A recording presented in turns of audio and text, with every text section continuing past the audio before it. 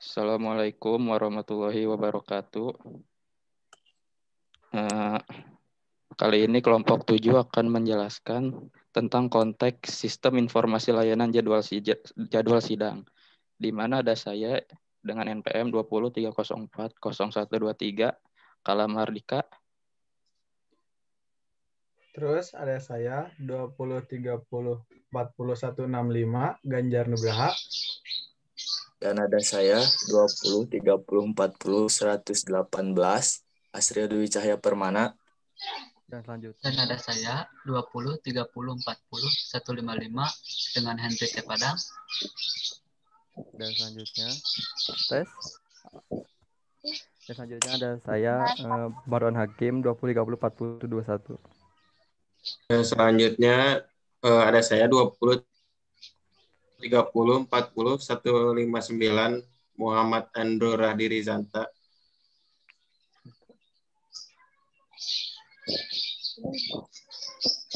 Dan saya Anas Khalifah dengan NPM 20.30.4168. Oke, langsung saja ke topik pembahasan.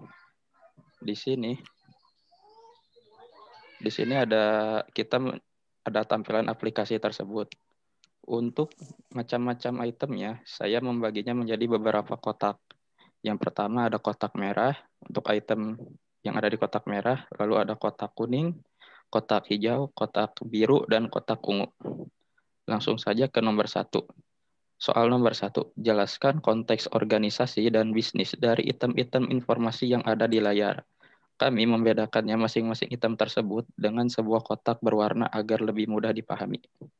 Untuk kotak warna merah, pada tampilan kotak warna merah tersebut, yaitu sebagai item-item yang bisa dipilih oleh seorang user yang akan menampilkan suatu tampilan yang berbeda-beda di setiap menu atau item yang diklik.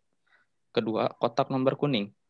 Pada tampilan kotak kuning tersebut, yaitu sebagai tampilan untuk menampilkan seluruh total data yang ada pada halaman website tersebut. Kotak hijau. Pada tampilan kotak hijau, yaitu sebagai proses komputasi seleksi, di mana proses atau item tersebut dapat memudahkan user dalam mencari sebuah data yang spesifik. Lalu kotak biru yaitu sebagai menu atau item untuk melihat data lainnya maupun data terdahulu. Bisa juga untuk melihat data yang dibatasi pada setiap halaman website tersebut. Lalu terakhir ada kotak ungu. Pada tampilan kotak ungu tersebut, yaitu sebagai tampilan dari data-data yang telah ada sebelumnya, baik dari data yang lama atau data yang baru dibuat.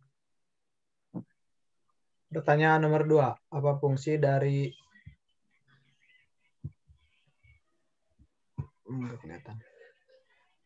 fungsi dari tampilan tersebut secara umum?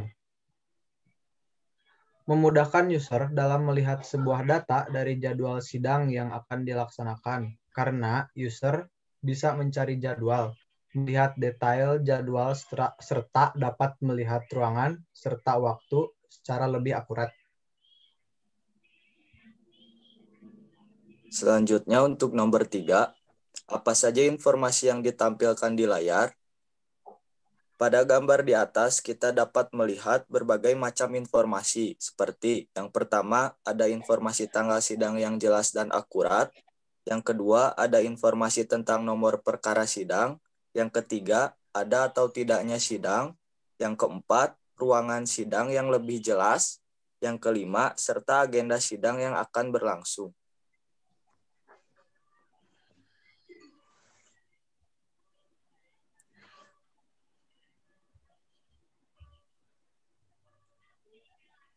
Nomor 4. Selanjutnya nomor 4. Nomor 4, apa saja tombol atau button aksi yang di layar dan fungsinya apa saja. Nah, terdapat dalam tabel warna hijau, tombol ini berfungsi sebagai navigasi pada menu, sehingga user dapat memilih dia akan melakukan aksi apa terhadap tombol tersebut. Dan tentunya tombol navigasi ini memudahkan user dalam berinteraksi pada aplikasi. Dan tombol ini berfungsi sebagai tombol seleksi, yaitu penyelesaian atau pemilihan suatu kondisi data tertentu, yang dimana user bisa mencari tanggal, sidang yang user inginkan. Dan tombol seperti nomor ini bisa disebut sebagai pagination, yaitu sebuah fungsi yang membatasi tampilan data agar tidak terlalu panjang dan menjadi data lebih rapid untuk dilihat. Nah, di pojok kanan ada fungsi detail. Data tersebut adalah fungsi menampilkan di mana data secara terperinci dan lebih akurat lagi sehingga bisa disebut data yang absolut. Dan yang selanjutnya ada data apa saja yang menjadi input.